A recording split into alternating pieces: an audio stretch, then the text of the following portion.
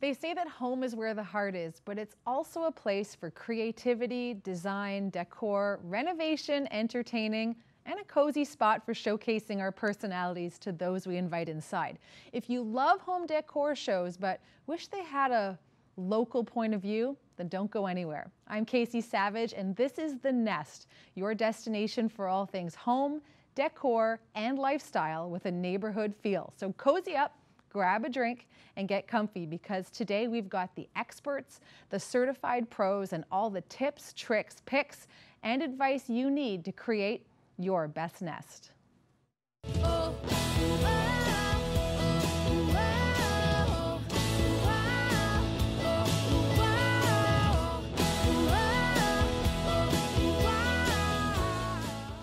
Have you ever woken up and then just thought to yourself, you know what, today's a fresh day, I feel energized, I feel motivated, I think I'm gonna go and redo that bedroom or tackle that family room. And then you start to pick up on a few items here or there, you get them home and you think, this isn't working out at all. That's because you're probably lacking step one, which is a plan. Here to help us develop a plan is home designer whiz extraordinaire, if I can call you that, Sarah Hepburn of Sarah Hepburn Design. So good to have you here. Thank you. You must be a type A. I do like my plans. You do like to get things planned. I like things planned. I like my lists. I think that's actually pretty incredible, because many designers are exclusively creative types, and you really, to be successful, have to be super organized and creative in order to get things done, right? Absolutely. There's a lot of elements that go into finishing your space, and not even finishing it, but getting it to a spot where you're happy in your home to live with it. And if you think about all the elements of a room that could involve, from lighting to area rugs to your sofas, your chairs, the list goes on.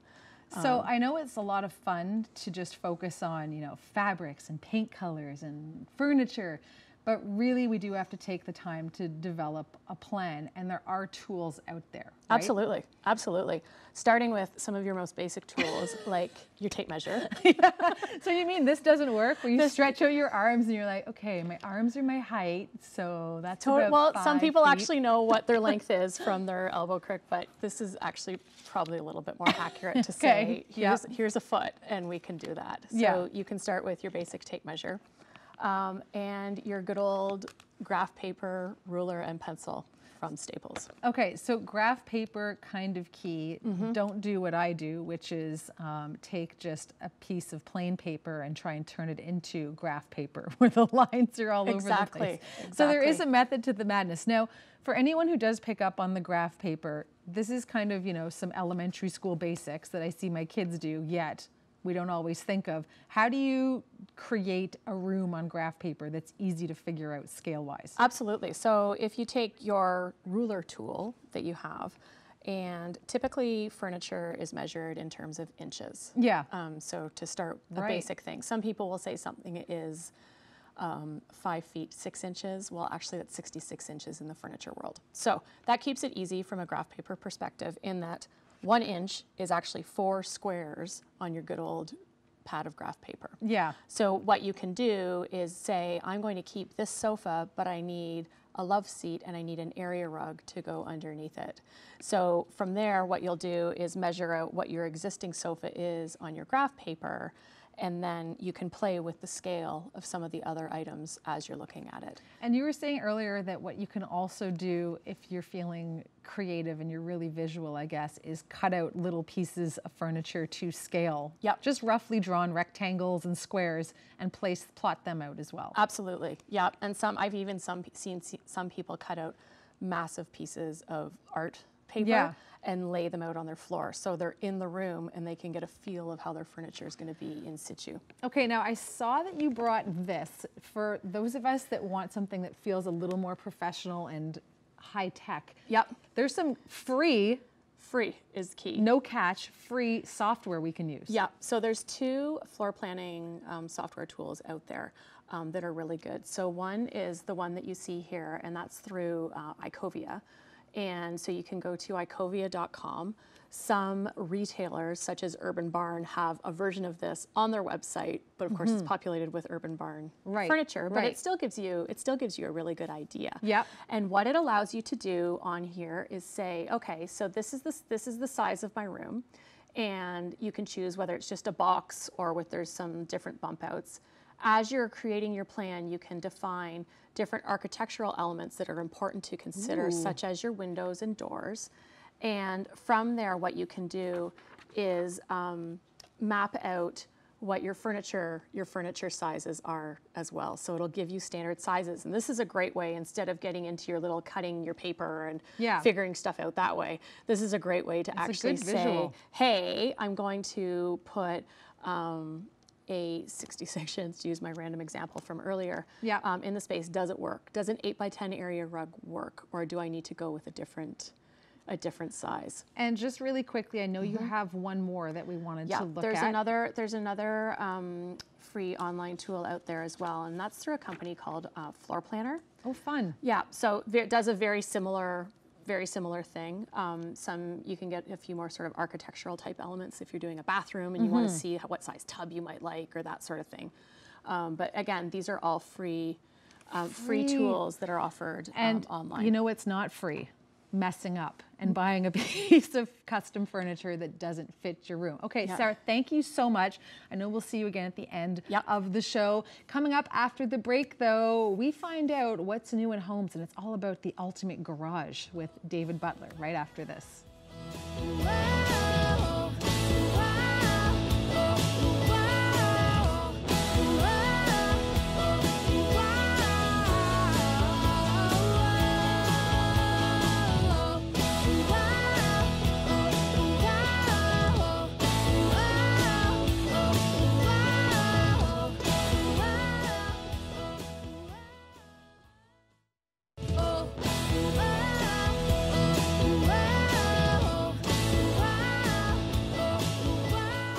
Humble garage. It has so much potential to be so much more than a place to put your recycling bins and a whole bunch of smelly sporting equipment. Here to just tickle our imaginations with the possibilities. Partner of Allaire Homes Aurora, we have David Butler back once again. Now, I'm going to assume your garage is just a 10 out of 10, am I right? Well, you would think so, but there's always room for improvement. Okay, that's a very diplomatic answer. Yes. I guess I'll never know. But the ultimate garage, it seems like it's the last frontier of the home, the last space to be explored, tackled, and turned into an absolute dream and the envy of a neighborhood. So what are the basics, and what can a garage really become? What is an ultimate garage? Yeah, well, addressing the basics, you're going to want to get things like insulation and drywall in there, maybe a nice floor finish, some very good lighting, and possibly heating and or air conditioning. And then to take it to the next level, you're then introducing whether it's shop equipment or maybe a hoist to get that car up to do work on it. It depends on what your vision or your hobby is that you're addressing. So basically, this is also, we should look at our garage as the potential to be additional living space, not just a place to toss all of our junk. Right? So where would our junk go? All the junk that's currently in there, where does that go in an ultimate garage? Well, that's when you can start to put in cabinetry, shelves, storage. There's also different types of wall treatments you can put up. It allows you to hang some of your equipment up. You want to get everything up off the floor. It's the ultimate. I know that's a hard one for a lot of people, myself included, but yeah. So that's kind of going to the next level again. Well, let's stop, using our imaginations and start seeing some real gorgeous ultimate garages. So first up, we have this example right here. So this is obviously a detached garage away from the home. From the outside, it is gorgeous. I mean, I could live in there as is from the outside. But let's take a peek on the inside and really check this out. And tell me about this space. Yeah, so this one you can see there's HVAC system up there on the wall. There is a good floor treatment. There's a wall paneling up there and good lighting. And then we've added a car hoist in there that allows you to get that car up, whether you're working on it or you want to lift it up and put another car underneath. Oh, sounds very luxe. I guess I need a second car if I'm going to make that happen. Okay, and what's this all about? I'm starting to hear more and more as we see more electric vehicles. This is a charging station. Yeah, this is a Tesla charging station we did in the garage. This client had a Tesla car, and it is good. We're getting more and more requests for putting those in and getting them from the outside inside for safety and weatherproofing. Wow, so obviously that's a necessity if you have an electric vehicle. Absolutely. Without a charging station, your car will be on the hoist permanently, right? Yep. Okay, whoa, this is not a garage, is it? Well, it can be, or this is where you start to get into that blurred area of man cave, garage type setting. There could be a space where the car collection is. Maybe there's a cigar room, but you can see with the sports paraphernalia there up on the walls, a wet bar, TVs. Oh my gosh. Yeah. Okay, David, my husband can never see this episode. This is out of control. This is better than most people's homes. This is unbelievable that you can go to, like, basically it can be anything you want it to be. That's right. And this is where you're now at the far end of the spectrum where you're delving into the ultimate garage. The ultimate. So garage / man cave, whatever term you want to put in there.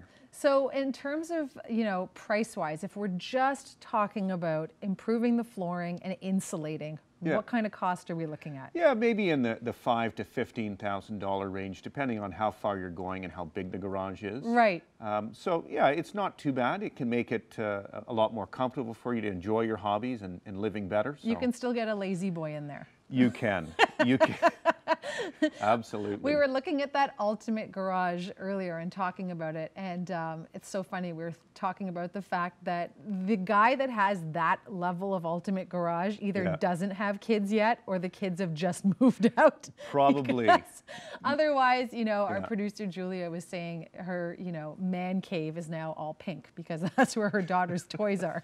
So it's nice to dream, isn't it? To dream of something that luxurious, but you can start off with just flooring and insulation. And drywall. And drywall, and it doesn't matter whether it's detached or attached to the house? That's right. And if it's detached, then if you want to add heat or electricity out there, if it's not out there, then you've got a little bit of work to run your services out there. You want to make sure you've got the proper permits and the right contractors, but yeah. Okay, and speaking of permits, I have no idea, once you finish a garage like that, is that considered part of the home square footage, or how does that work? You know what, that's a bit of a gray area. It depends on how it's labeled on the drawing and whether MPAC or the town is going to assess or audit you. Yeah, I think that's a bit of a gray area. I guess you need to still have a car in it at some point. I think if there's a garage door and you can put a car in there, then you're probably, for your taxation, it might be better to be a garage. No matter what you do. So in terms of the scope of a project like this, how long would it take to get drywall, flooring done? And is it something you could do yourself? Well, you could do it yourself. Is it something the average person could tackle on their own? Yeah, the basics, again, insulating, drywall, floor treatments, you can. There's lots of different things available, YouTube videos or not, for the basic stuff and trying to keep the budget in check. But if you go further into some of the different scenarios we saw there, you're going to want to bring in some professionals. Once you've got a wet bar in there, it's a whole other level. Okay, well, you're going to need to decorate that room. So Jacqueline Kovacs, editor of York Life magazine, is coming up with some really great decor ideas you could put in that man cave. Coming right up.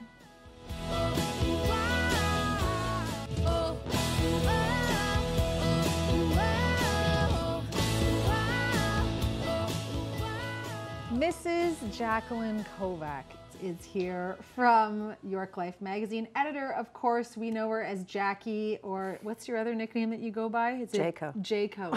Jaco, that's only on Fridays. Do we know as Jaco? But she does all of the shopping and scouting around town for us so that we don't have to. And she finds all the amazing on-trend hot looks for our home, and I love that you always put it into a little theme, so it's just so much easier for us to digest. This week's theme is nature. Yes. Has nature ever not been in style, first of all? Well, I couldn't speak to that, but it certainly is now, and it's so easy to bring in a little hit of nature, and there's all kinds of options depending on, you know, how natural you want to go. Yeah. And these that I brought in today are all from Niche Decor. They have a Love Niche location Decor. in Aurora and in Newmarket. Yeah, brand new in Newmarket, and huge showrooms as well. And loads of things. This is a very small sampling of the kind of natural stuff that you can get there. Well, I think we're seeing so much of it as well in furniture, right? Yes. Those natural raw woods, distressed woods, worm The live woods, edge tables, live edge counters. tables. Yeah, it's huge. It's Actually, huge. in Aurora, there's I'm going to look into it. I'm going to get back to you on this, but there's a great new guy who opened up a shop. It's all live edge wood, amazing furniture and stuff. I will get you that information, I promise. Okay, So but let's talk about these for a second. I mean, when I first saw this, I actually wasn't sure what it was, and you told me it's wood. Yeah, it's petrified wood on a stand, and I mean, this one is very contrasty. Some of them are more neutral.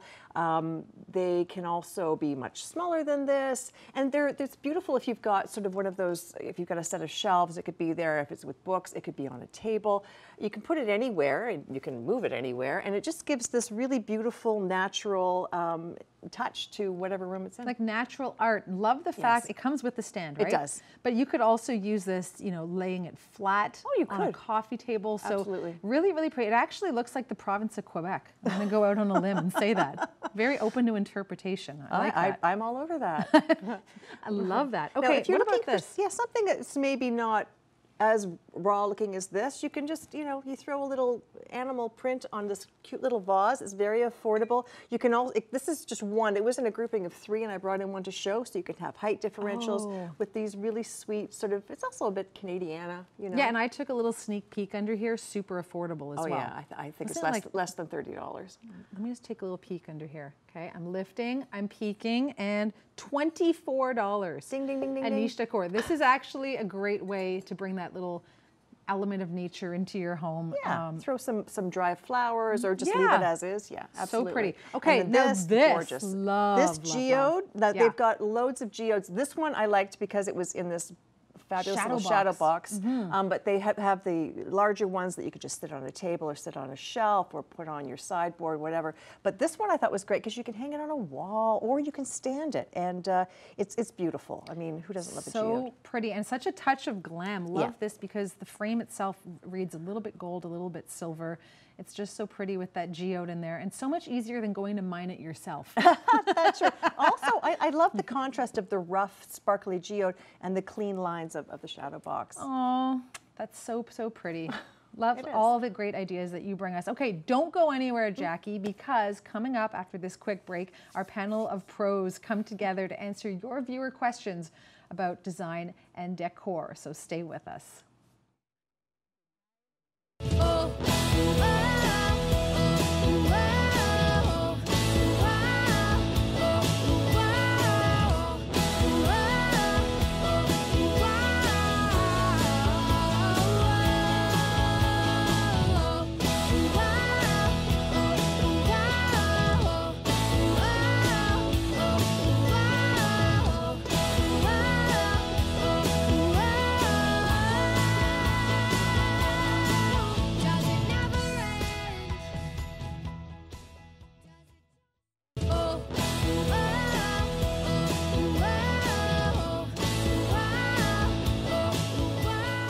Okay, this is probably one of my favorite segments. See how I was very vague there? One of my favorite segments is the Ask a Pro, where we take your design questions and we put those questions to our panel of pros. In this case, our panel of pros today, we have Sarah Hepburn of Sarah Hepburn Design, David Butler of Allaire Homes, and Jackie Kovacs of York Life Magazine, and so much more. I just don't want to box you in like that. She's an everything. She's an every woman. She does it all. Okay, so let's go. Jody from Keswick sent us in a picture of her home. Let's take a look. And this was originally what she is saying on the blueprint. It's called the library. So it's kind of a catch-all, useless space, she says, that nobody ever uses. And in fact, that giant window without window treatment is facing south. So it's too hot most days to sit in there. So talk about, first of all, lack of energy efficiency because it's blasting heat into the home. But you can see that she's got just a chair, a desk, a cat tower, a computer, a printer, an ottoman, and not much else. So let's go to Sarah first. You're looking at that. You've got your creative thinking cap on, and what are you immediately thinking? What do you say to Jody? So even before I get to the creative part, I think about function. And the biggest thing to me is the exposure of the window and the damage that it can do to your furniture that's inside the room. So especially from UV, because UV is like killer. Yeah. So I would start by considering looking at options to apply a UV film over top of it. There's also products through Hunter Douglas, for example, where you can put fixed window treatments on it, again, that will block out that UV, especially during the harshest times of day. One sec, when you say UV window treatment, we're not talking about a tinted film that bubbles up because you can't put it on properly. No, they've come a long way. Okay. So no, it's just a it's just a film that's applied and it's clear, so you actually don't notice a difference. Yeah, you can get it tinted, but you don't Okay, have and now to. with your creative chapeau, Yes. what do you see? So I actually love it, seeing it as a secondary home office, where if you may not have a bedroom or another space that you can convert to a home office, it's a great spot for home office space. It's a great spot for homework, or to have that central command zone for household filing, your printer station, that sort of thing. Always nice to have some cozy seating tossed in there too, whether it be the 1.5 size chair that's there now, or softer elements like 2 slipper chairs or something like that in the space. And then what about window treatments? For when you see a window like that, I think a lot of people think, do I hang a drapery like on top of that? It's that dreaded half moon. Yeah, window. so that style window is called a Palladian window. Yeah. And it's typical in a lot of homes where you have the architect who designs the home and thinks about what it's going to look like from the outside, but doesn't always consider the implications of what it's going to look like from the inside, or how it's going to function. So there's a few options there. So you can choose window treatment through like a Hunter Douglas, for example, where there are more permanent blinds that go on it. You can do decorative drapery that's blackout lined, again, for that UV, and hang it above the Palladian window, so you can close it and open it as the day dictates. It would really depend on the height of it, which is kind of hard to tell from the picture, but something to look at. You hear that, right, David? Because you're the type of person, as a custom home builder, who thinks this half moon, this Palladian window, would just be gorgeous from the outside. Yeah. So what do you think? I mean, you just did your segment on ultimate guy's garage, man cave. Right. What are you thinking when Well, you if see we that? wanted to keep with that theme, we'd probably cover the window, put up a big screen TV and a couple of black loungers, but I don't think that's what you're looking for. So Not sure Jody from Keswick is looking for. probably not. Let's just block that entire view with a big screen TV. Okay, let's say we need to keep the window intact. Okay, so I think Sarah brought up some good points, dealing with the sun and the UV and that. And if it still is persistent to be a problem, you could add some additional HVAC cooling in there to make it more comfortable. I see that as a great office area for whether the kids are doing their homework, or dad or mom is working late at night getting things done. I love this utopian world us parents are all living in, where our kids are just working away, doing their homework, instead of it just collecting a bunch of socks and toys and who knows what else. Okay, Jackie, you're always, the one to provide us with those finer details and decor elements. No pressure. Yeah, no pressure. What do you see when you see a space like that? What kind of potential? Well, I agree that it'd be the perfect home office / homework area. I mean, I freelanced for a long time, and you want a light-filled space because it's just more welcoming and invigorating for your brain, not sitting in some basement, closed off from the planet. So I would agree. But I would, put in some shelving and make it very functional, as well as have that element of comfort. Could you do some built-ins around those windows? Would that look okay in your design mind, or elsewhere in the space? I like the window. Yeah, you like the window wall the way it is? I'd be concerned that it would start to make the space feel closed off. It doesn't look like it's too deep a space, so it's sort of enough for a desk plus some small shelving. Yeah. So when you guys aren't out doing your thing, I know, Jackie, you're primarily work from home a good chunk of the time. No, not anymore. But no, you have been? I have done.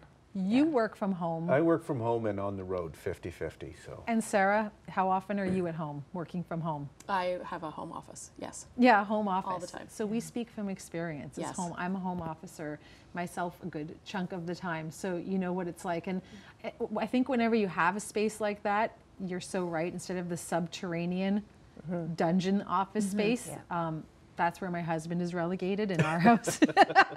And we have a main floor home office as well, which is I need the windows to think creatively and to see the light. So I like all of the ideas that you guys have brought forth for Jody, where you're maybe not so much the big screen TV on top of the window, but maintaining the integrity of all the light pouring into something that I think is really important to that space. So thank you so much for those great ideas. Okay. I hope you learned something today. Maybe you feel totally inspired to shop at your favorite local home store or take on a new home improvement project. Don't forget to plan first. It's all about creating your best nest. Don't forget to go to our Facebook page, The Nest with Kasie Savage, and send in your picks and get all sorts of great advice for free from our pros.